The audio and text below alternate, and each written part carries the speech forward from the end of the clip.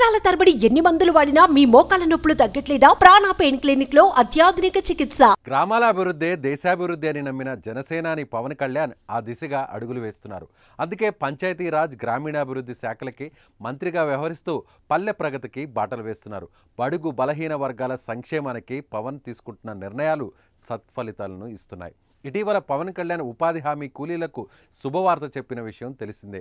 కేంద్రానికి ఉపాధి హామీ కూలీల కోసం పంపిన ప్రతిపాదనలను ఆమోదం లభించిందని పవన్ కళ్యాణ్ పేర్కొన్నారు.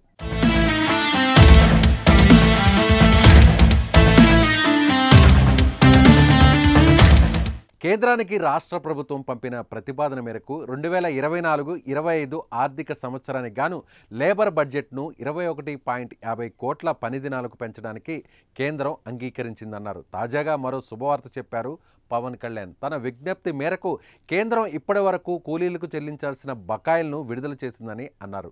ప్రస్తుత ఆర్థిక సంవత్సరానికి 2024-25లో మదర్ శాంక్షన్ కింద కేంద్ర గ్రామీణాభివృద్ధి శాఖ ఉపాధి హామీ వేతనాల చెల్లింపుల నిమిత్తం 21.50 కోట్ల పని దినాలకు గాను 5,743.90 కోట్లను మంజూరు చేసిందని డిప్యూటీ సీఎం పవన్ కళ్యాణ్ తెలిపారు. అంతేకాదు గతంలో ఆమోదించిన 10 కోట్ల పని దినాలకు సంబంధించి వేతన నిధులు 2,934.80 కోట్లు మంజూరు చేసి విడుదల చేసిందని, అదనంగా ఇప్పుడు 2,812.98 కోట్లను మంజూరు చేస్తూ కేంద్ర గ్రామీణాభివృద్ధి శాఖ ఉత్తర్వులు ఇచ్చిందని ఉప ముఖ్యమంత్రి పవన్ కళ్యాణ్ చెప్పారు.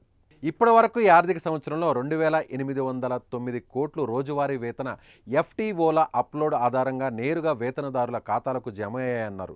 మిగిలిన మొత్తాలు కూడా ఎలాంటి ఇబ్బంది లేకుండా త్వరలోనే వేతనదారుల ఖాతాలకు జమ అవుతాయని పవన్ కళ్యాణ్ తెలిపారు. మోడీకి పవన్ కళ్యాణ్ ఉపాధి హామీ నిధుల సత్వర విడుదలకు చేసిన విజ్ఞప్తితో కేంద్రం ఈ నిధుల విడుదల చేసింది.